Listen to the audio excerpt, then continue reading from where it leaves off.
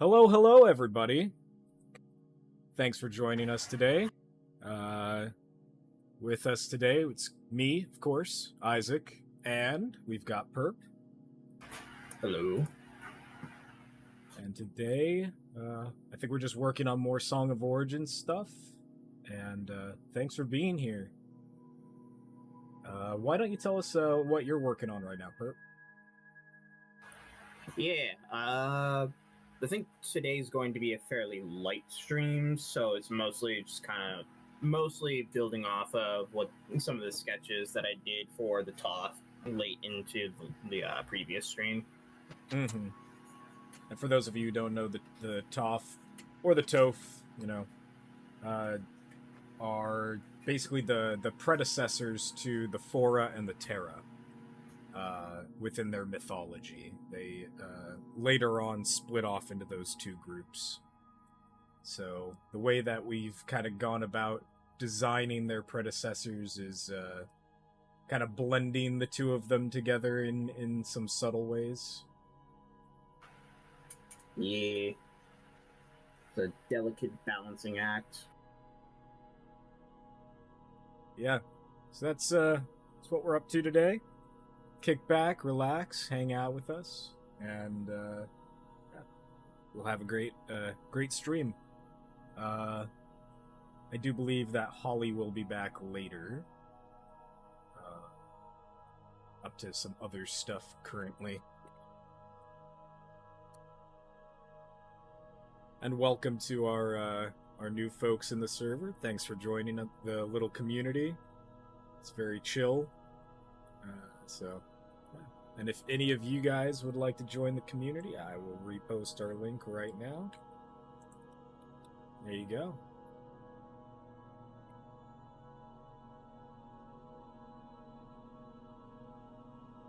Oh, it's been a couple weeks. And I actually we missed last week because I was out of town. I was visiting a friend for my birthday, and just taking it easy and chilling. But we're back, baby.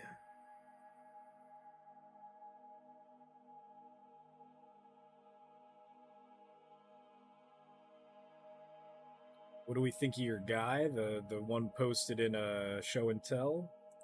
He's cool. Got a bunch of cloths and stuff hanging up, and I do love cloths.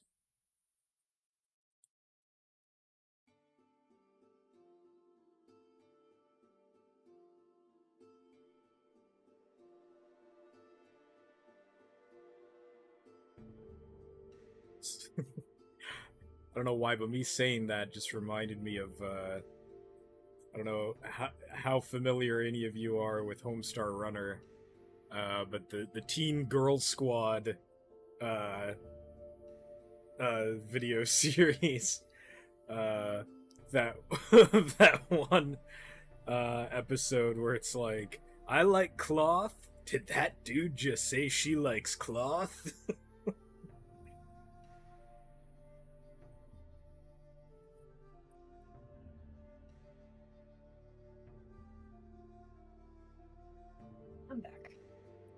Welcome back, Holly. We've started the stream. Okay. Welcome, welcome. Thanks.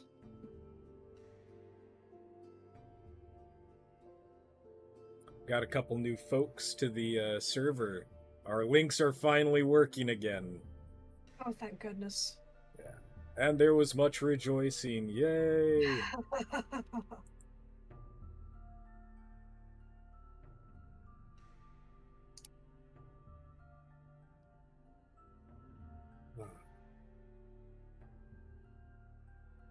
Suppose I should probably let folks in on news of what's been going on this week, as far as project development goes.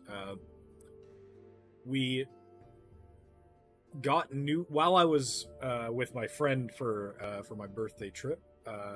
She is an extremely talented voice actress, and we needed to re-record lines for the Mother Tree dialogue in the upcoming Song of Origins installment, and so she very graciously recorded those lines for us, and I've been spending past couple of days editing them down and getting them put to the music and writing music. And last night was a big hit to progress. I had all of Movement 6's audio practically finished. I just needed to do some mixing and some light editing. It would have been done, but my save file did not take, and I lost probably about 3 or 4 hours of work. So I'm gonna have to rebuild all of that from scratch, and that doesn't feel good. But I did get one good export of the project before I lost it, so I have a template to work on, and I'll be working on that slowly as we go along, and hopefully have it done sooner rather than later. But yeah, so audio progress is being made for Song of Origins Part 2, so look forward to that. For our patrons over on Patreon, I might even throw you guys a teaser this month with one of those bounces that I've got. See what you guys think about it.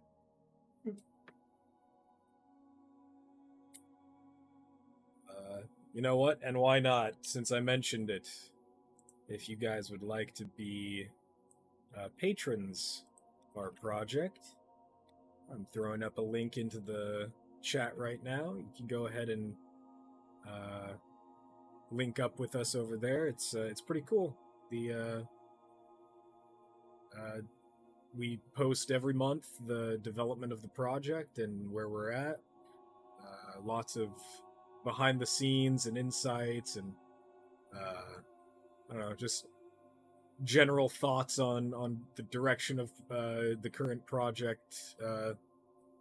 I don't know, like the different aspects and parts of the project that we're working on. So yeah, if you'd like to get some more of that insider information, come on over. We have several different tiers.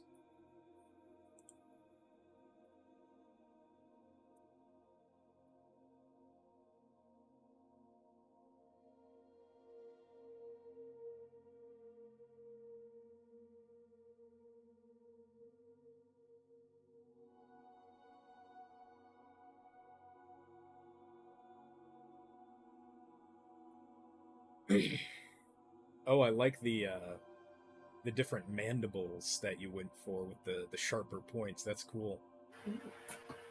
Yeah, playing around.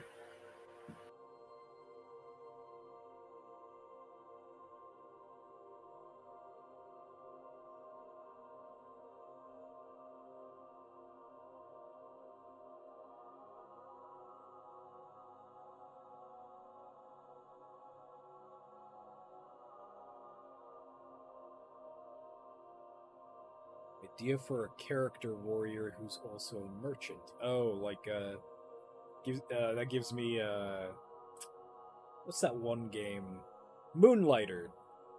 Uh, little you play as a dungeon crawler, and then all of the loot that you find you take back to your shop. So during the day, you're running your shop and you're fighting off like thieves and shoplifters and stuff, uh, and then selling your goods. And then when night comes, you go out and you go and fight in the dungeons to get more loot for your shop the next day. It's really fun. It's got roguelike elements to it too, so it's very interesting. Highly recommended if you haven't played it.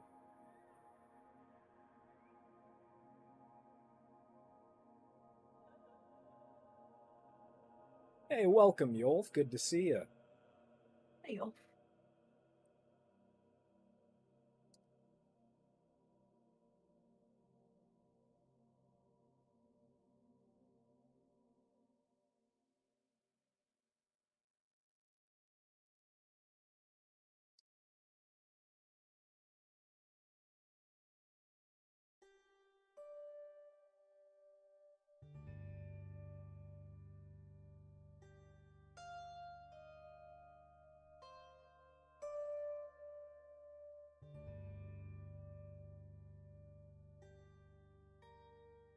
We're working on so the predecessors to the Terra and the Fora are called the Toph, which is a made up species that we created for the mythology of colony setting. And so that's what Perp's working on is design concepts for the Toph.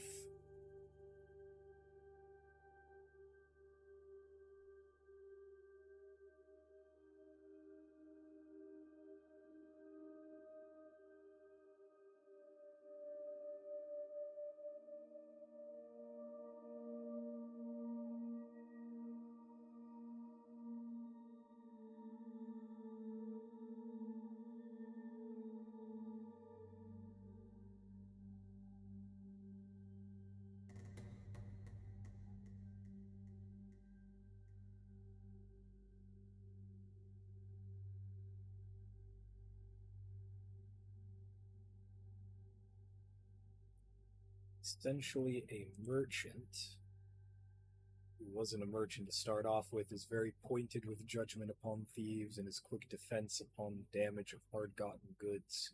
He's quick to violence if his goods are damaged. Gotcha. Oh, quite a character you've got. I like it.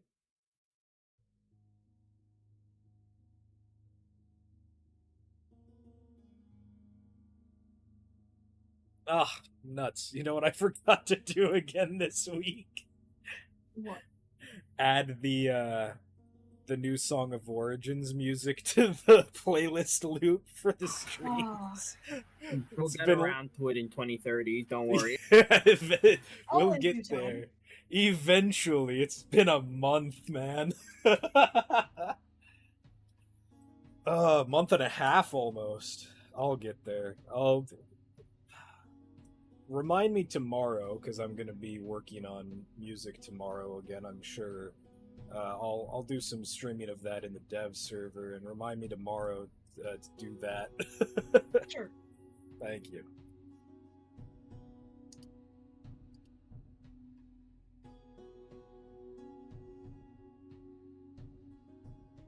Now that I've got all the puzzle pieces for getting all the music done with all the voice lines and the timing and everything, I'm cooking. Got stuff boiling in my brain about how to do some of this soundscape, and I'm liking it. I'm having fun.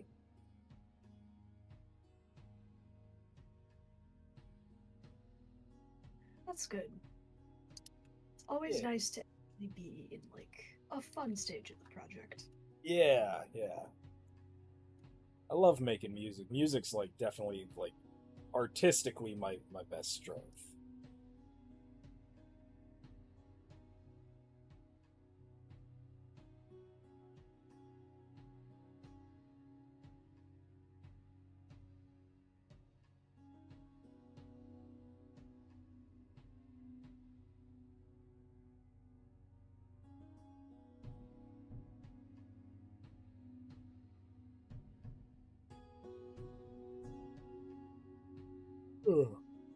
Excuse me. Oh.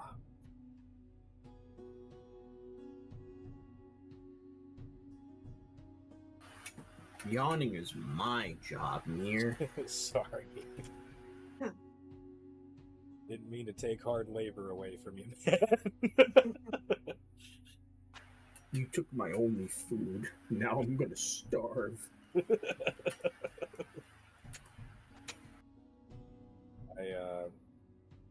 I shouldn't be yawning this early. I've got a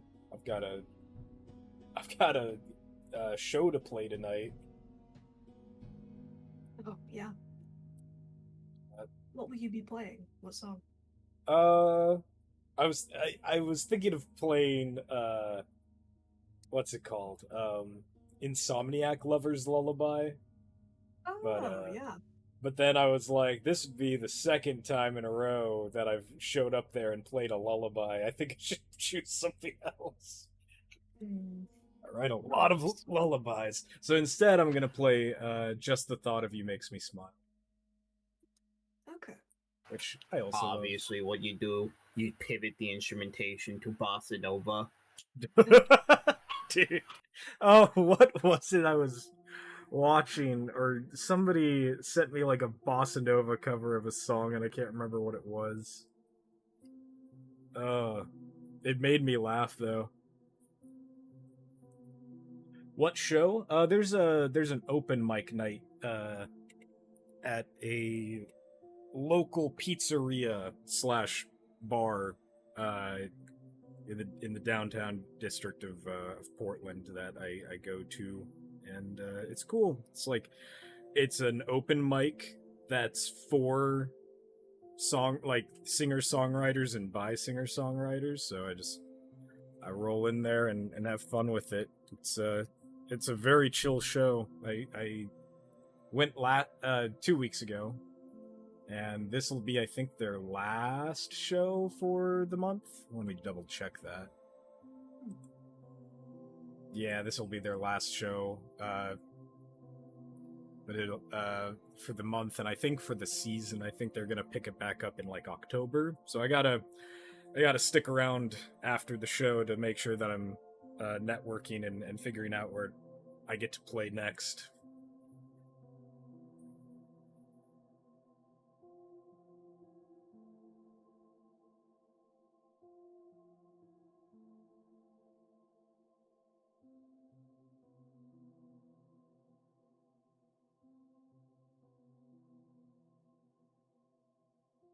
Your Cat the Traveling Bard. I at one point was that. I used to go around when I was living in Tucson. I used to go around the downtown district there and just busk on the corners. That was always fun, but I'm trying to get back into it. I miss doing proper shows, and one of our team members, Dusk, is in a relatively popular rock group up in Edmonton, Canada, and he's been doing a lot of shows touring around there, and he's doing a pretty big one at the Starlight Room or something like that. So I think that was last week. that was last week, okay. And yeah, him and his group rock. They're really fun.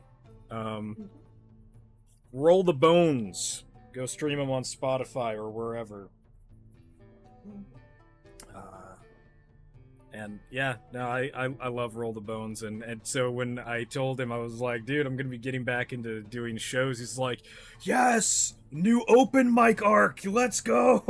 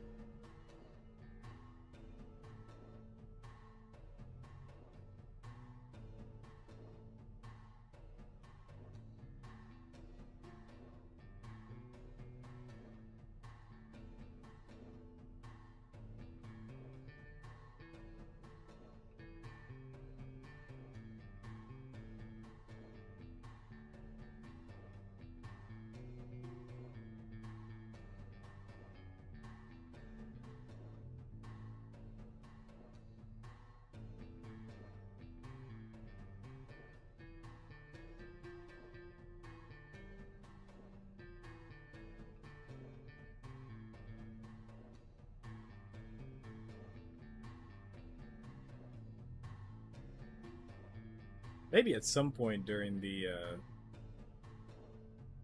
stream, I'll just play you guys that song because it's mine. It's not like it'll get copyright stricken or anything, so Mhm. I don't see why not.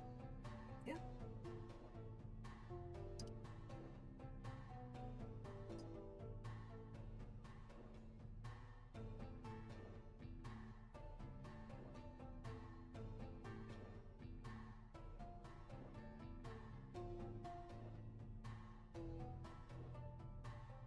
Zek is love. Zek is life. No, he isn't.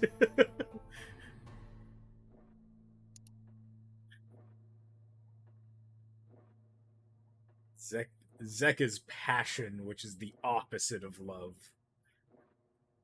I guess not the opposite, but it can be the toxic form of love.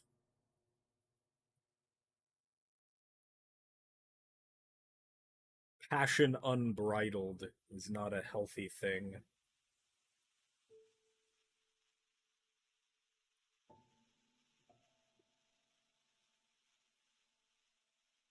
Plain toxic in the background. Exactly. You get me. You get me.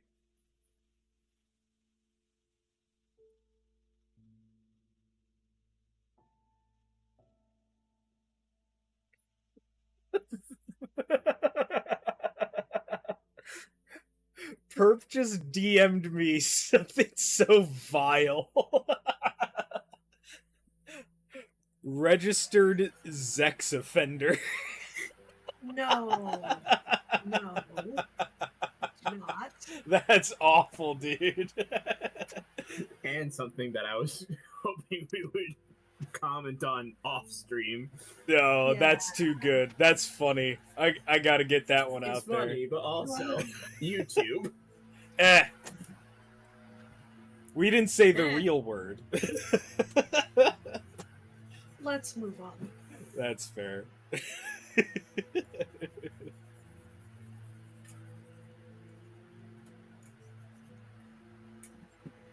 Looks like we have some questions for you in the Discord.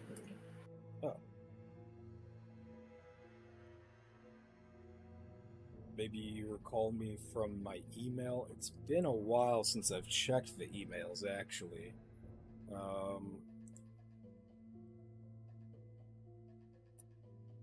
Let me go take a gander right now.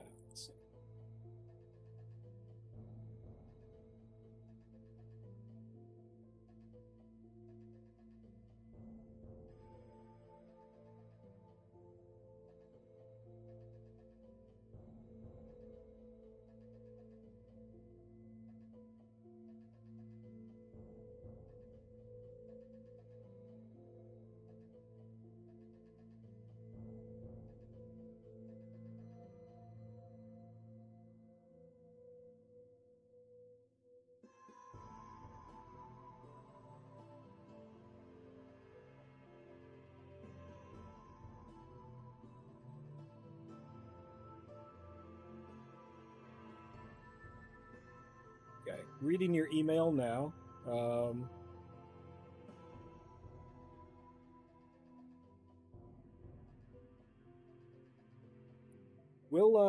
We'll get back to you about all that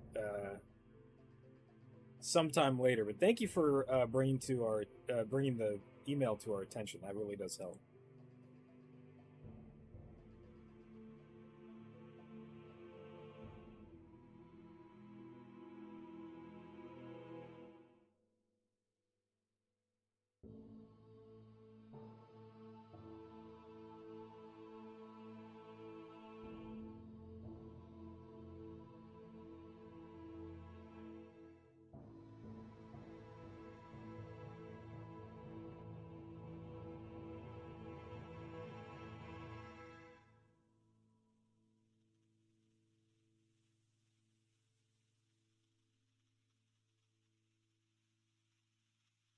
Yeah, this is cool progress, dude.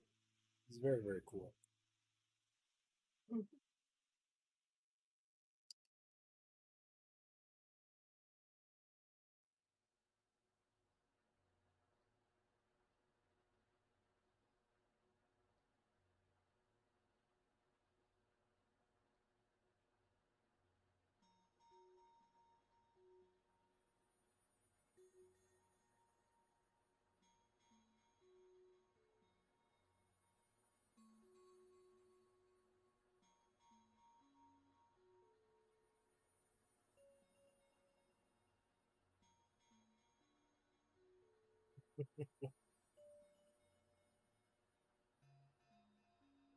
It's more likely the other way around.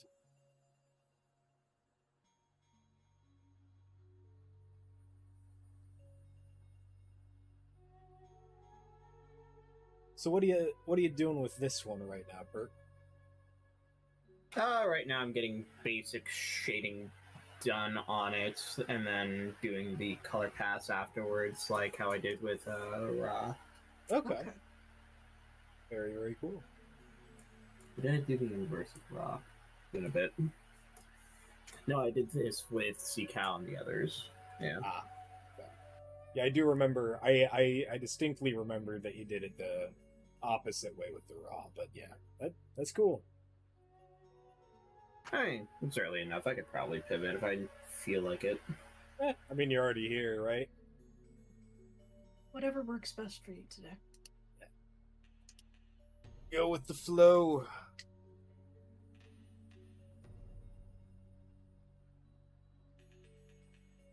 That deep red. Yeah. Good stuff.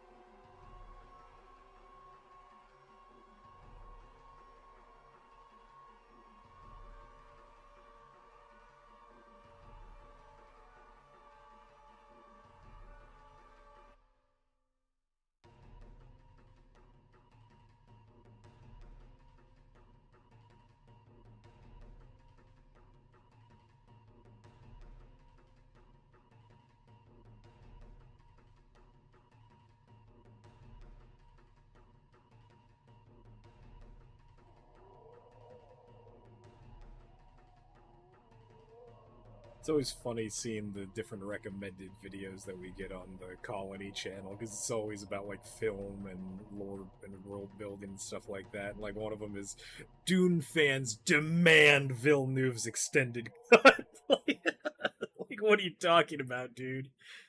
I mean, yeah, I'd love one. I'm not demanding one though. wouldn't say no, but like, it would just be a fun extra. Yeah. I think what would be nice is once Dune Messiah comes out and we get like a trilogy pack, if we could get like an extended edition with that, that would be cool.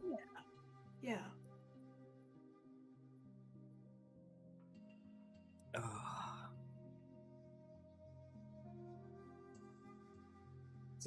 So apparently, I don't know how true this is, but I heard somewhere that they actually filmed the dinner scene. Oh, did they really? They actually, yeah, like they did film the dinner scene. They just never released, which is interesting. Oh, I would It- love to see that. Yeah. I also, I also don't know if this is true or not. I also heard that they filmed Dune spoilers, by the way. Not that, it's been out for like 2 years now, but or a year, 2 years now. No, wait, was it last year that it came out? I don't remember anymore. I don't Sense remember. of time is atrophied, but the book has been out for decades. Yeah.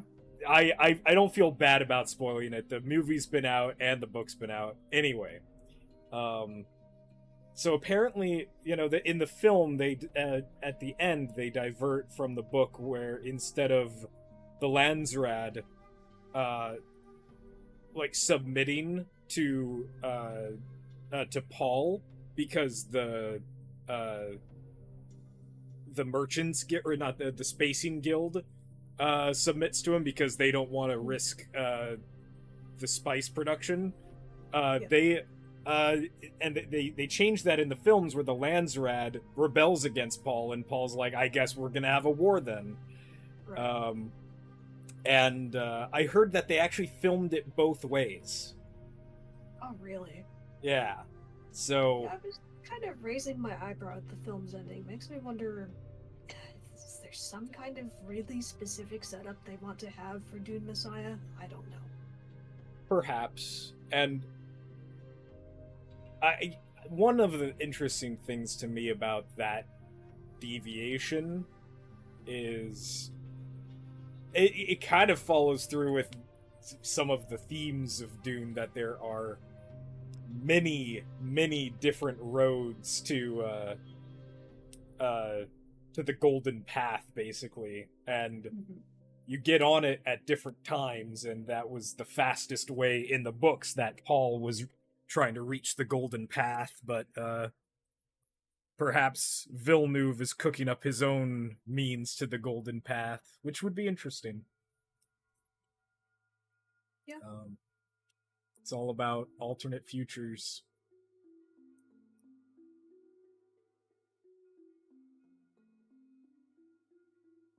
The other thing that I heard is that there was at one point a much more like hands-on sequence that was like edited together to show some of the more vigorous parts of Paul's training with Jessica, like some of the weirding way fighting and stuff like that. Like there was a bunch of that stuff filmed, but it just didn't fit with the flow of the first part, so they scrapped it. I could see that being difficult to try to get that in there. Yeah. Quite frankly, I would like to see the dinner scene only just because I think fictional food is really interesting, and I'm really curious about what someone out there decided Syrian aplamage was. That's a great question. I'd love to see literally any of their examples of space food with, like, because it's all spice cuisine. All of the food on Arrakis is made with spice, according to the books at least. And you have like spice beer and stuff like that. I'd love to see what their interpretations of that stuff is. Yeah. Quick, Holly, hit the audience with a Destiny cookbook recipe. Oh no. I don't know, like, most of the food in there is pretty normal. I really like the s'mores bark. S'mores bark. That is that like a chocolate bark but s'mores flavored? Kind of. So it's a graham cracker crumb base with melted chocolate and marshmallow topping it. Wow. And then you refrigerate it so it all freezes together and it's basically s'mores. It's not bad. Like it. The but, I'm trying to think of like any food that we see from in Dune that isn't we see a little bit of the food that the Baron's eating at the dinner table, very briefly, and then we see some Fremen food in part 2. Aside from that, Yeah. there The really coffee isn't. service. Well, there's the coffee service, but like that's that I'm talking like the porridge that or whatever the spiced Oh, porridge that Paul's eating and he's tripping while he's eating it, and all the Fremen are like, "Oh, look at the weakling, can't handle his spice." Like, um, aside from that, I really don't think that we see much food in Dune.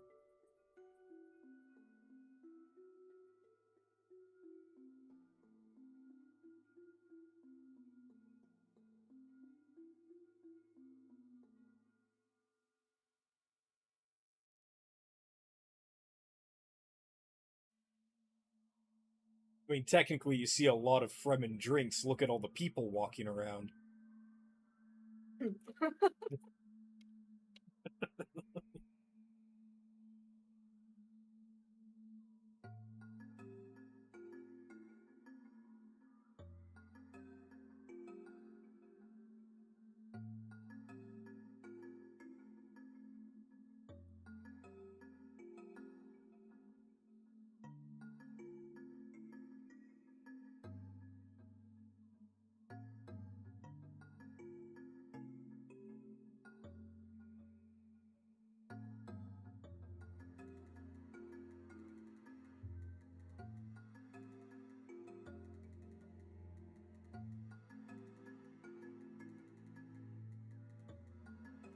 Coffee is so staple that it is present in every future universe, even in Dune.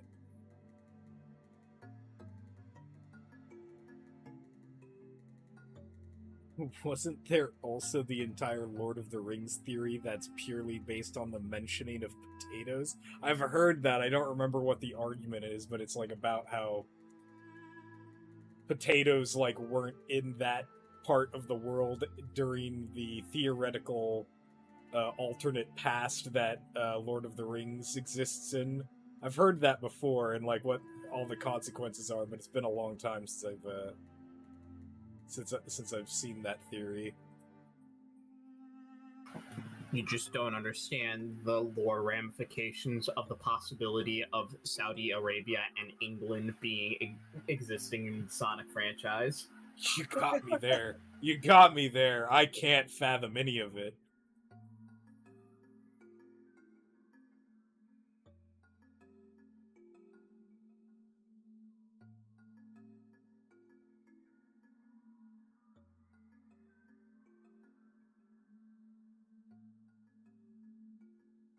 How much coffee is needed every day to run an adult?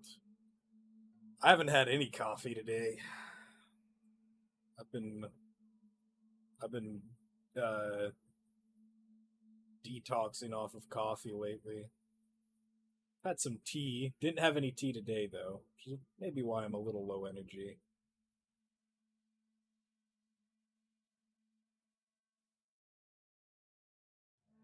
I should probably have some tea in a little while because I do have the show tonight and I gotta be on my A game for that. Mm-hmm.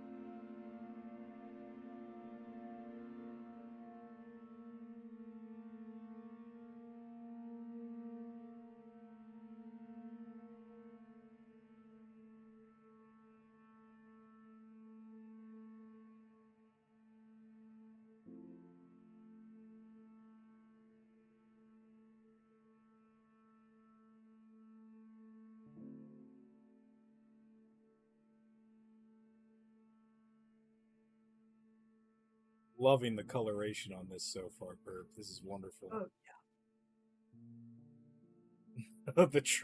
Not the transparent abdomen. Hmm. Honey pot ant coated. Actually kind of cool, but yeah.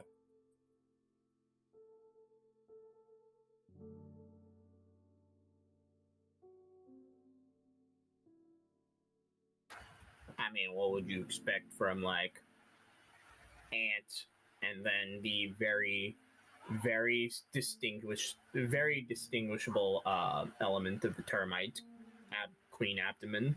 Yeah, true. fair enough. Very true.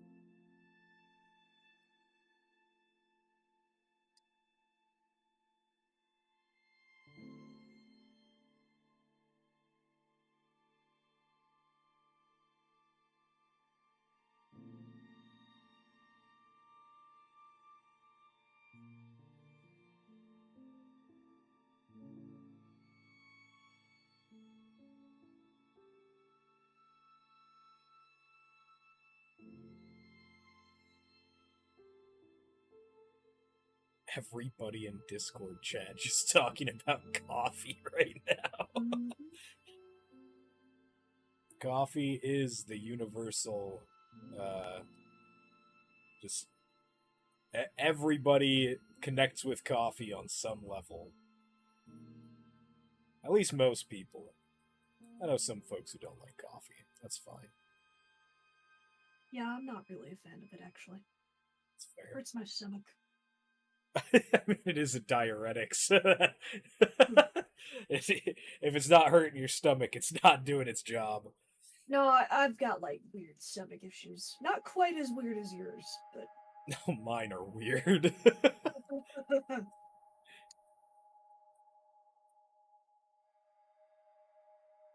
Ugh.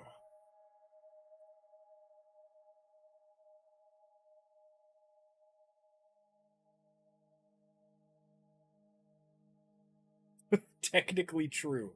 Everything in the universe is either coffee or not coffee. So yeah, it's pretty important.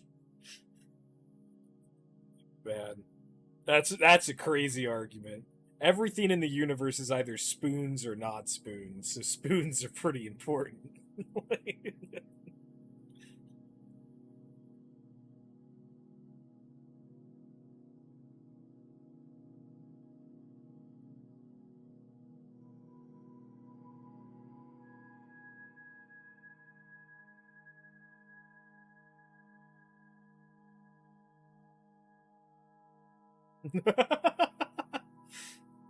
Somebody in my D&D group just posted an out of context quote, and it was, a baby halfling is called a quarterling.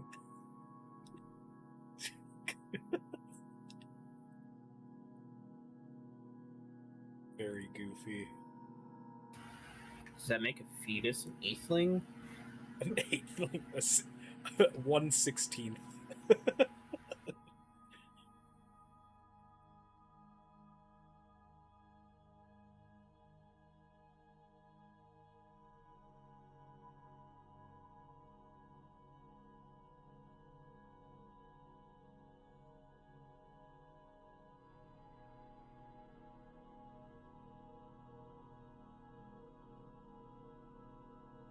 I'm gonna be a quarterling.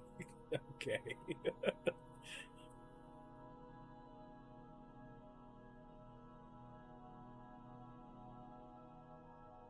She's asked on the YouTube chat, what is the next thing you're doing? What do you mean by the next thing we're doing?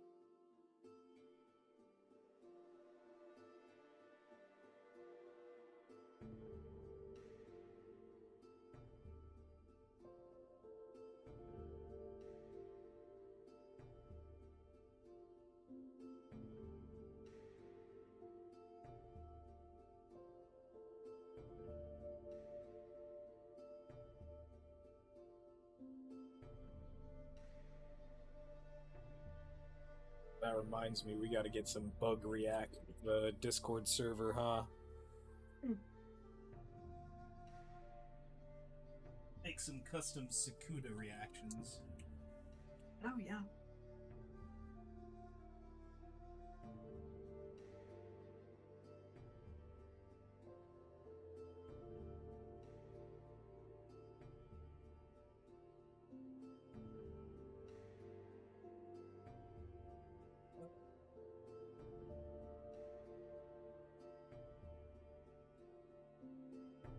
My power outlet. I have like one of those outlet expanders that plugs in to the wall that gives me like 6 outlets and some other stuff. It is very loose in the outlet, so it falls out all the time. And... Please be careful. That's a fire hazard. Oh, I'm well aware. Okay. I have to like I wedge embrace it. Yeah, I'm on the edge always. I am the danger. Yeah, don't understand, Skylar.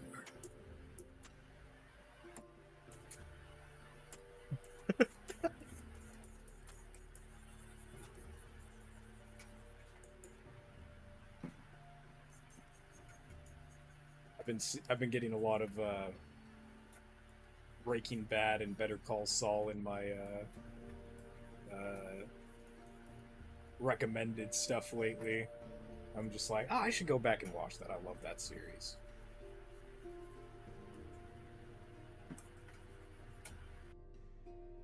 So Cheese has responded in the YouTube chat.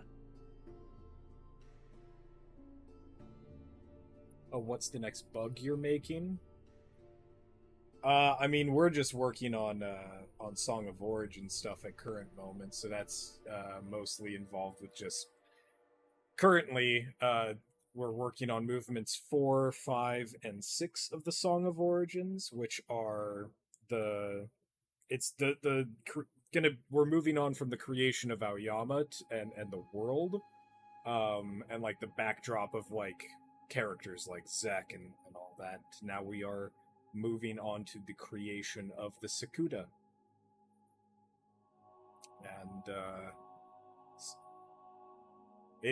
it is in fact a chonky ant. It's actually not even an ant. This is a Sakuda species that we created for our mythology called the Toph.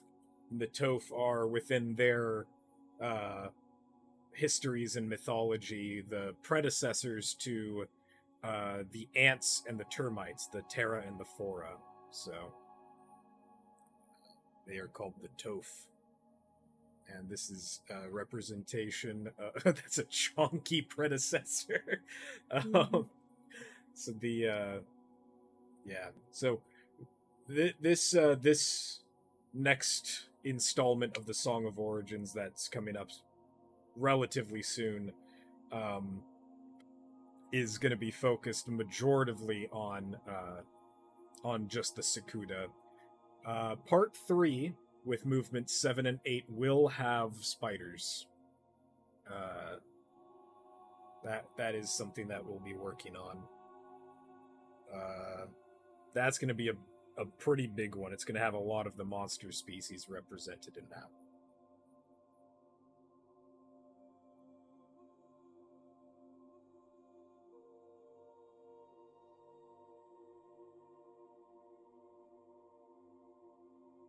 This is coming along great, Perp.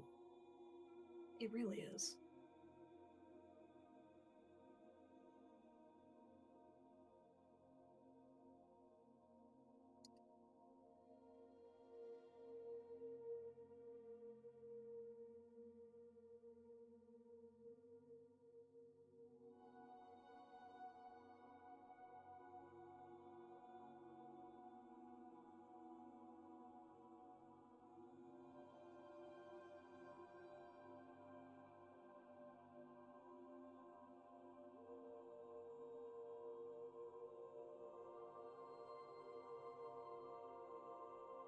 They're cool, dude.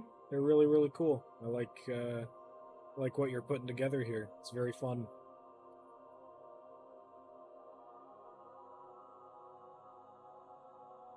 keep sharing progress as you make stuff, man. We love to see the creativity of everybody in our community. That's why we put up the show and tell channel. We want people to be able to show off what they're doing and, advertise if they're doing commissions or anything like that. We want to be a creative, a creatively open space.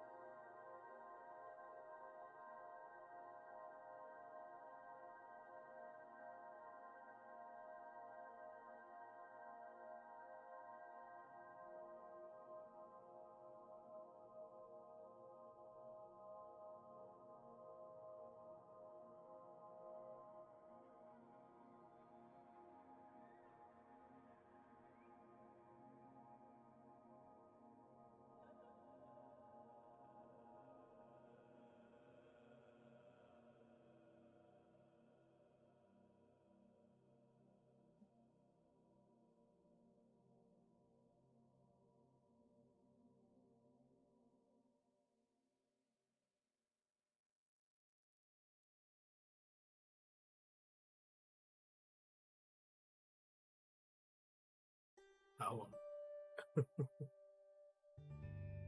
how I ended up role playing as an ant for a month.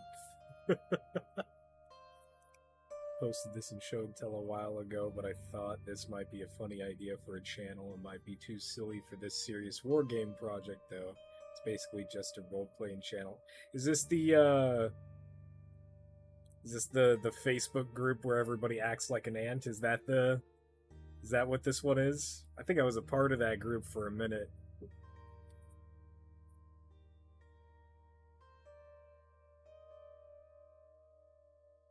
Back on my old Facebook account, back in the day.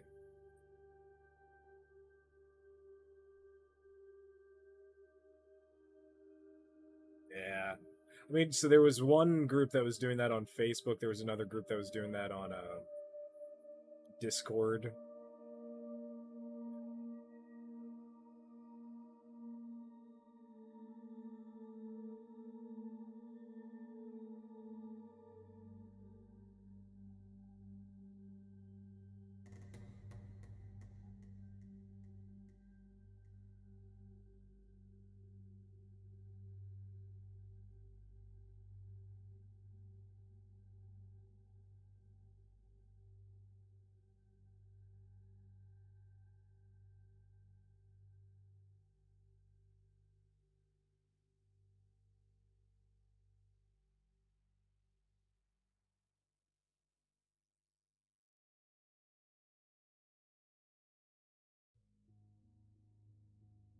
Anything involved with Het Terra and Manta, I love those. Yeah.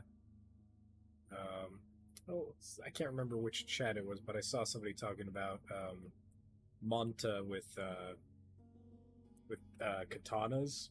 It's a cool idea, but katanas don't really exist in this world. The metal, uh, the metallurgy required for that would not work at their scale. So they might have swords made out of. Oh, you're the same guy as the katana thing. Yeah, so that they don't the swords are could be made out of like flint or a variety of other materials, and they could be shaped like katanas, but they wouldn't be true and proper katanas. They wouldn't because they're not forged out of steel like that.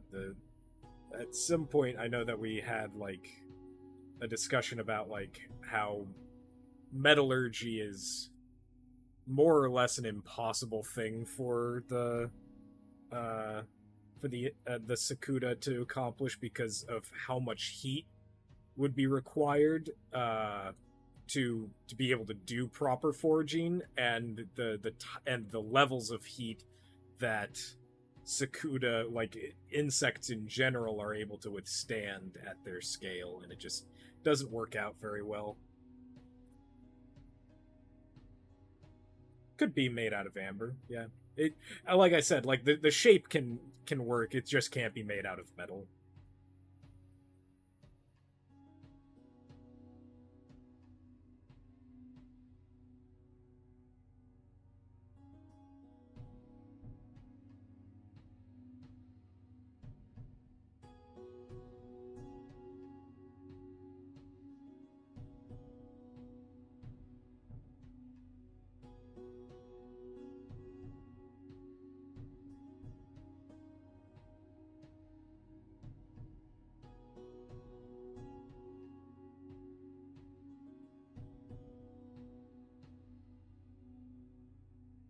Amber is Giga Chads.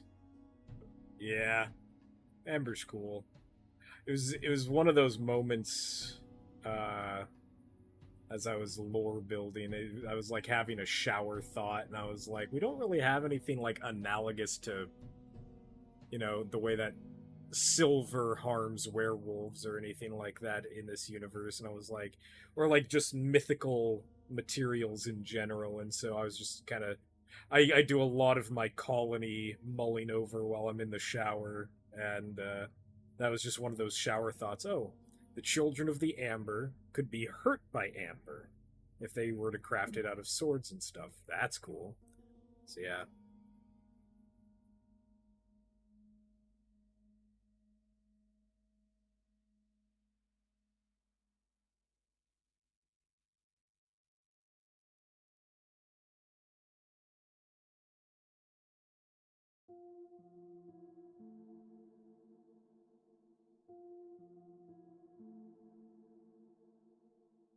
What is the most dangerous spider in the setting? In the current setting, it'd probably be Muth, who is like a very, very ancient spider. The Muth is like the first spider that was blessed by Zek, and was, you can kind of see it as both a blessing and a curse of being given old age, and just being eternal.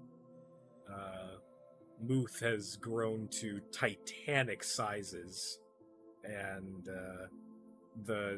has shed her exoskeleton so many times that she's just covered in all of these sharp shrapnel pieces of her own shed chitin. So it's like, it was very, not only large but gnarled and just horrifying to look at. Muth is I always imagined Muth to be a tarantula at base appearance. And when I say titanic, I'm talking like, this thing's like Muth is the size of, shoot, like like as tall as a bear, maybe, like really big, maybe a wolf. Not talking your average spiders. We're talking Australia grade. We're talking the down under spiders.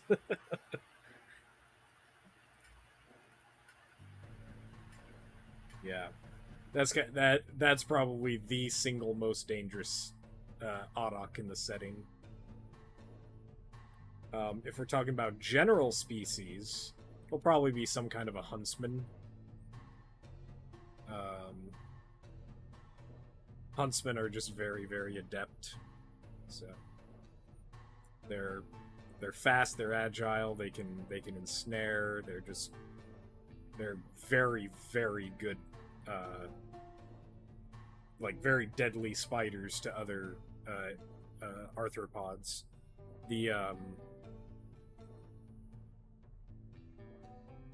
interesting thing about huntsmen is that a number of huntsman species in the United States are super docile around humans, because they don't think, they see humans, they're like, I can't take that thing down, and they're very skittish around them. And they have very, very deadly venom, or potent venoms. It's not always deadly, depending on which species of huntsman we're talking about. But they they biting for most American huntsman species is like a last resort. Uh, they really don't want to bite you. They'd rather just get away from you, which is nice because you are probably, if you live in the United States, you are probably no more than 60 feet away from a huntsman at all times. They're very, very prominent huntsmen, or prominent spider species in a lot of different places around the United States. I know that in Australia, the type of huntsmen that they have there are a lot more aggressive than American huntsmen. And I believe like that the banana spider is a species of huntsman. So, yeah, I'm certainly not going to advocate that they're. So a huntsman spider would be smart enough to avoid large patrols and strike at lone targets. Yeah, likely. Unless it's like set up a good trap for a larger group of Sakuda, then yeah, it's likely just gonna stick to stragglers.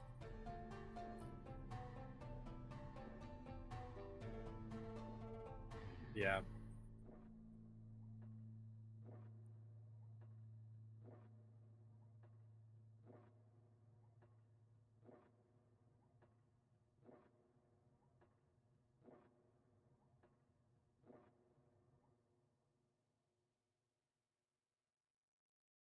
I had, it's interesting. I'm talking about the huntsman. Uh, I had a small huntsman in my room the other day that I relocated outside, and they're super chill. Like if you get one under a cup, they're not like super feisty. You know, they're pretty nice.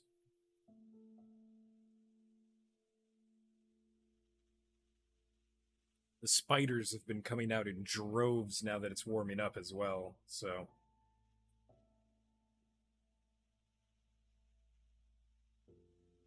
Well, that's good to hear. yeah, I've 'cause I've been also dealing with wasps in the walls in the meantime, which I really wish wouldn't come out in droves. ew, wasps in the walls. Yes. Isn't this the second time they've gotten into your walls? Ah, The no. walls. This is Wasps. like an annual, just recurring problem. Mm. What is in your house that the wasps like so much, man? It's okay. Apparently them. Yeah, the room, or the problem is part of an add-on that was done like a decade ago, and we think there's just enough of a gap that they can sense a temperature difference, and they're like, ooh, temperature is better in here. So they go in, and they tunnel, and they emerge through the wall. Man. That's horrifying. Jeez. It is. Yeah. The luckily we don't, I mean, we have wasps and stuff in this neck of the woods, but nothing terrible. That's good. What about horrible or applicable? Yeah. Brought it back around. We're putting in the joke one more time because it's so good the first time. I have noticed as I've been out and hanging out outside more that it's getting warmed up, that the nuptial flights have begun for ants and termites. So that's great. Oh. Yeah. My favorite. My favorite. I was out having a smoke, and I had my shirt off because I'm in my own backyard, whatever. And I saw something land on me, and I looked at it and was like, "Ah, that's a termite alate." Oh no. Oh.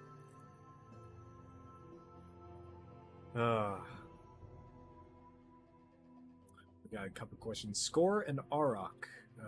Which is their relationship? They like each other. They are both technically arachnids. So, Arak and Skor, they tolerate each other enough, but if they get into each other's territories, there's lots and lots of scraps and disputes over that, because those are anytime that an Arak or a Skor has has its territory, that it's usually well won territory. It's been usurped by that Arak or Skor. So they try not to encroach on each other too terribly often, but they don't often go seeking each other out to cause any mischief, if that's what you're insinuating. They recognize that they're both children of the Amber, and so they just kind of uneasily hold a truce with each other, but they do get into scraps. That's not anything above what they would do. Wolf spiders in the setting, would they carry their eggs and then children on their back? Yep, they absolutely would. I've actually, again, not that we're making a video game at any time soon, because we do not have the resources for it, but I did think about a wolf spider as like a boss fight at one point. That it's a wolf spider mother with loads of her children on her back, and as throughout the fight, she's like flinging some of her kids onto like at you to bite you, almost like what's it called? They almost act like head crabs from Half-Life, where they're just trying to get on you and overwhelm you.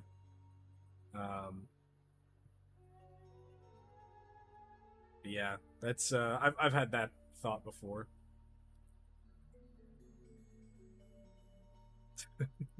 Now we need a Romeo and Juliet play about a Skor and an Arak loving each other and their families trying to separate them, all set in the glass desert. That feels like a bit too much, but if you want to do that, that's on you, dude. That's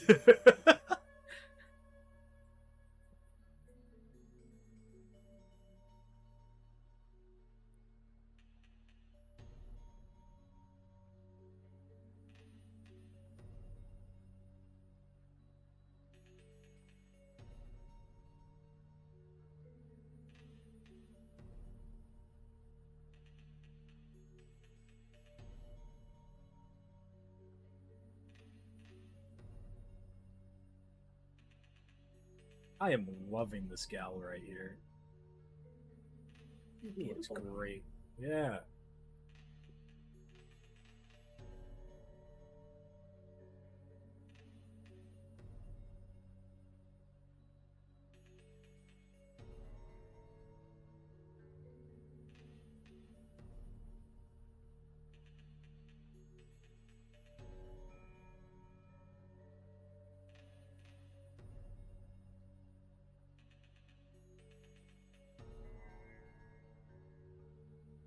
Oh, I love those little markings. Excellent. Yeah.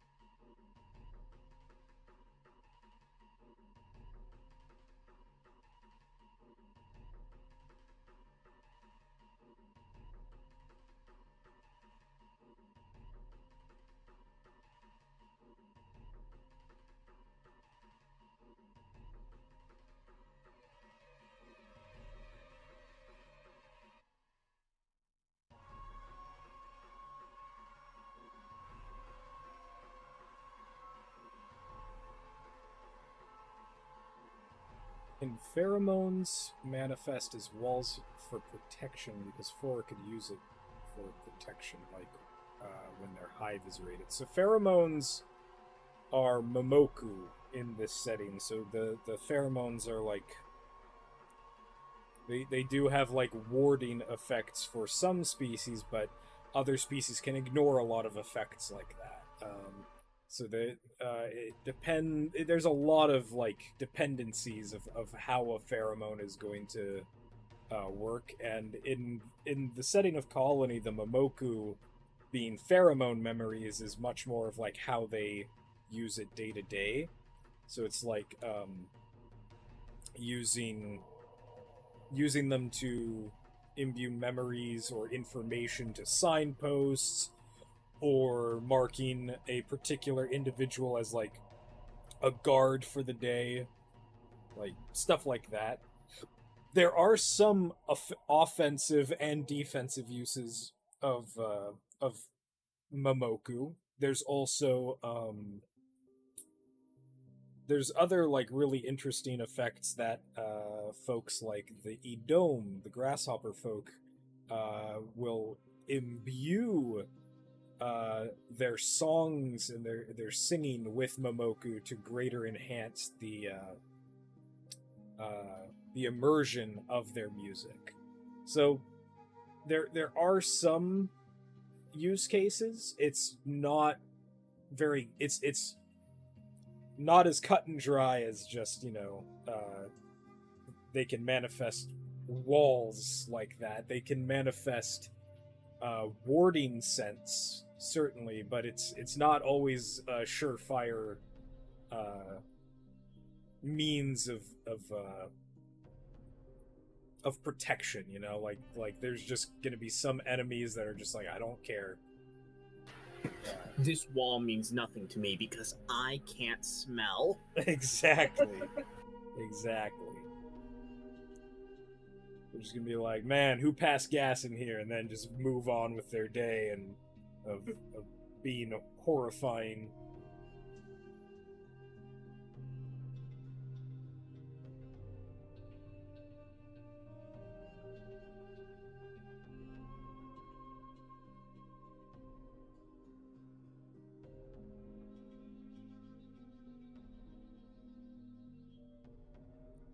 That fuchsia mist you were putting over the Toph Queen earlier, like when you put the mask over it, it looked like it looked like a Minecraft enchantment of the queen. It was very, very funny to look. Yeah, exactly. Layer effects, baby. Yeah.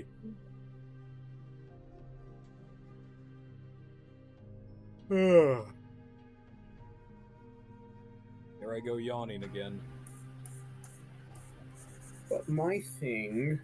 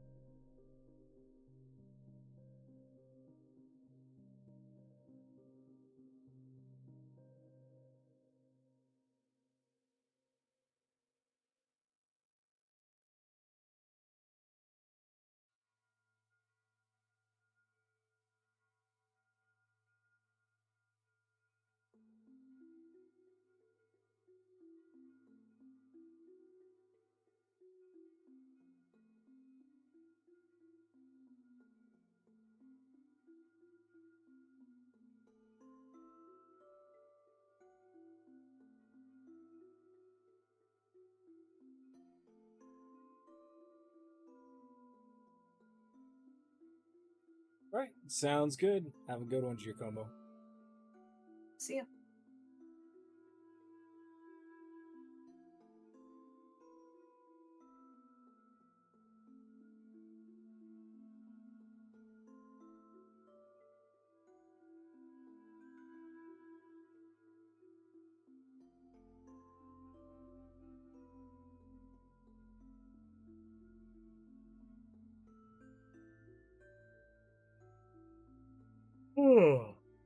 Oh, welcome back. Goodbye. Misclick, potentially. Probably.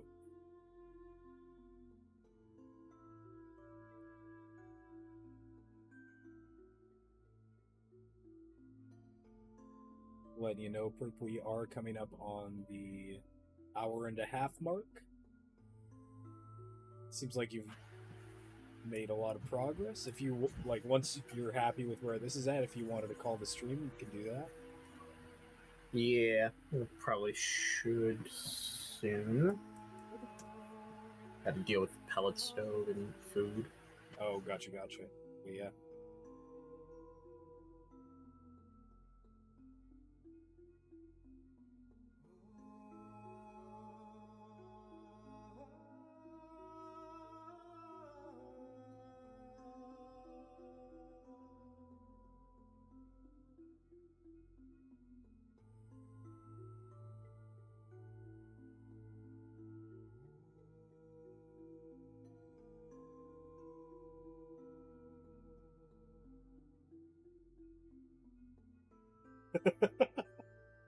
The two cousins and the auntie. I believe it's pronounced Auntie. Oh god. Oh, it was right there too, huh? I practically tripped and fell into that one.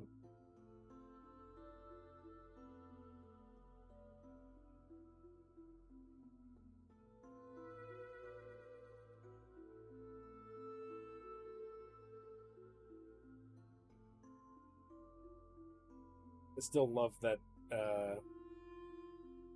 that that Terra is just stanced up, ready to fight. He's just showing off his guns. He's like, "Urgh."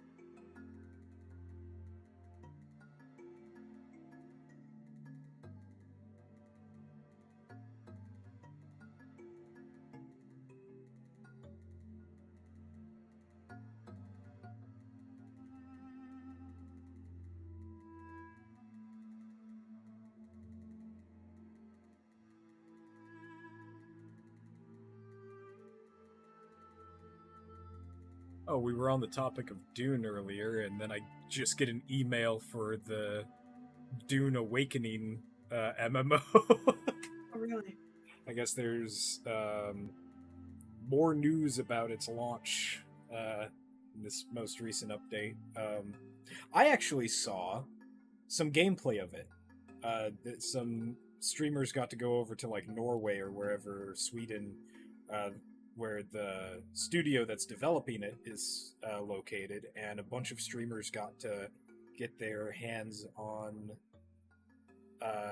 whatever current build that was a few months ago, and it looks for an MMO. You know, I'm not huge on MMORPGs. This looks really cool. Okay. All of the survival elements are there. All of the like the house systems are kind of installed in it. Like you can build up your own house basically, uh, and eventually you get to like fly in ornithopters, and you can control. They're implying that it gets to a point where you are controlling your own like fleets and stuff like that, which follows through pretty pretty like one to one with the way that the tabletop RPG works for Dune 2. So that's cool. Yeah, sounds interesting. Yeah.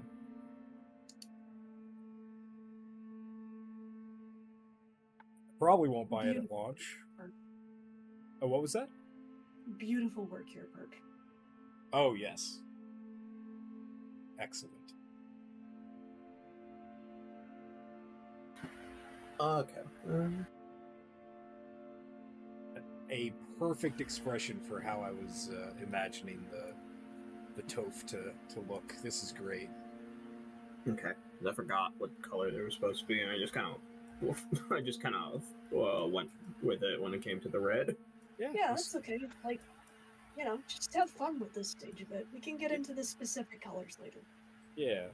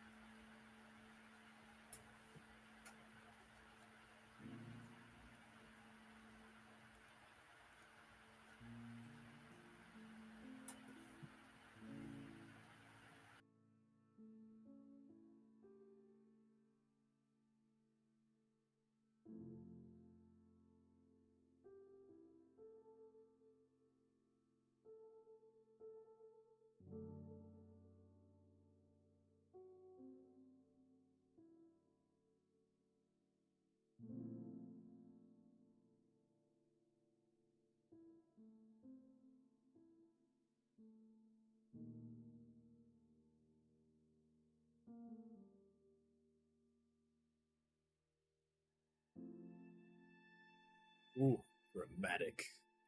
Mm-hmm.